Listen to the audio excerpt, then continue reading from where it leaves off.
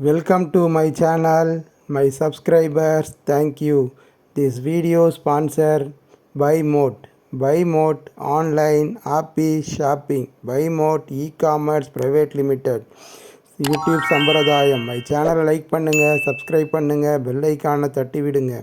இன்றைக்கி நாம் பார்க்க போகிறது நெகட்டிவ் எனர்ஜி விலக சில டிப்ஸுகள். ஒவ்வொரு வீட்டிலையும் இது நடக்கிறது. குழந்தைகளுக்கு திடீர்னு உடம்பு சரியில்லாமல் போகிறது, பெரியவங்க போவாங்க, ஏதோ பிரச்சனையோட வீட்டுக்கு வருவாங்க. அதுக்கப்புறம் இந்த கண் திஷ்டியோட நைட்டெல்லாம் ஏதோ மணி அடிக்கிற சவுண்டு, கொலுசு நடக்கிற சவுண்டு, கதவு தானாக திறந்து மூடும், திடீர்னு ஏதோ ஒரு நாய் கத்துற மாதிரி திடீர்னு வீட்டுக்குள்ளே ஒரு சவுண்டு, இப்படி ஏதோ ஒரு கெட்ட சக்தி நம்மளை சுற்றி வர்றது ஒவ்வொரு வீட்லேயும் தெரியும். ஏதோ ஒரு பெருசாக தூங்கும்போது வந்து அழுத்துற மாதிரி இருக்கும். அந்த நெகட்டிவ் எனர்ஜி நம்ம கூடவே ஃபாலோ பண்ணும். அது ஒரு பயம் இருக்கும். தானாக திடீர்னு ஒரு பாத்திரம் உருண்டு போகும். ஏதோ ஒன்று அதுவும் உண்மையாக தான் இருக்குமோன்னு தோணும் நமக்கும்.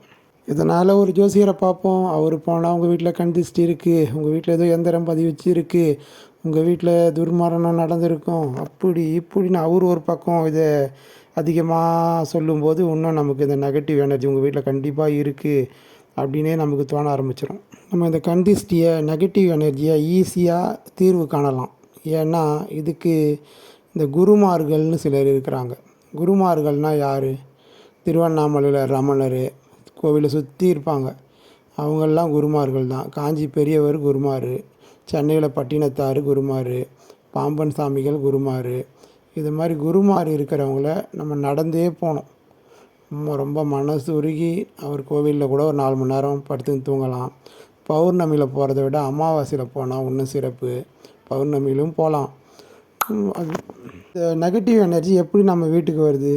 பெரிய லாரியில் எடுத்தால் நம்ம வீட்டில் விட்டு போயிடுவாங்க? இல்லை, நம்ம வீட்டில் இருக்கிற ஜென்ஸுங்க வெளியே போனாங்கன்னா அவங்க கூடவே தான் இந்த நெகட்டிவ் எனர்ஜி வரும். ஏன்னா அவங்க தான் அதிகமாக வீட்டை விட்டு வெளியே போகிறாங்க. இந்த நெகட்டிவ் எனர்ஜி எப்படி வரும்? இவன் ரொம்ப நல்லா இருக்கிறான், திடீர்னு பணக்காரன் ஆகிட்டான், திடீர்னு வீட்டை கட்டிட்டான், திடீர்னு கார் வாங்கிட்டான், திடீர்னு எங்கே பார்த்தாலும் போகிறாங்க, கொடைக்கானல் போகிறாங்க, மலேசியா போகிறாங்க, சிங்கப்பூர் போகிறாங்க. இதெல்லாம் தான் கண் திஷ்டி. இது வழியாக தான் நெகட்டிவ் நம்மளை தேடி வரும். அப்போ நம்மளோட ஆடம்பரம் நமக்கு நெகட்டிவ் எனர்ஜி அதிகம் கொண்டாடும், கண் திஷ்டி அதிகம் கொண்டாடும். அதனால தான் நம்ம அந்த காலத்தில் அமாவாசையில் பூசணியாக உடைப்பாங்க. பூசணியாக உடைக்கிறவங்களுக்கு ஒரு 100-200 கையில் கொடுப்பாங்க. அப்போ அந்த மாதம் அந்த திஷ்டி நம்மளை விட்டு போயின்னே இருக்கும். செவ்வாய்க்கிழமை, வியாழக்கிழமை, ஞாயிற்றுக்கிழமை உப்பில் சுற்றி போடுறது, மிளகா சுற்றி போடுறது, இதெல்லாம் தொடர்ந்து நம்ம பெரியவங்க பண்ணிக்கிட்டே இருந்தாங்க. திஷ்டி குறைஞ்சிக்கிட்டே இருந்தது. இதை நம்ம ஃபாலோ பண்ண மறந்துட்டோம். நமக்கு நெகட்டிவ் அதிகமாக இருக்குது. இனிமேல் இது மாதிரி திஷ்டி சுற்றி போகிறது, கோவிலுக்கு போகிறது, இதை ஃபாலோ பண்ணுவோம். சாய்பாபா கோவில் போகிறது அப்படின்னும் போது நம்ம திஷ்டி குறையும், நெகட்டிவ் எனர்ஜி குறையும். அடுத்த வீடியோவில் சந்திப்போம்.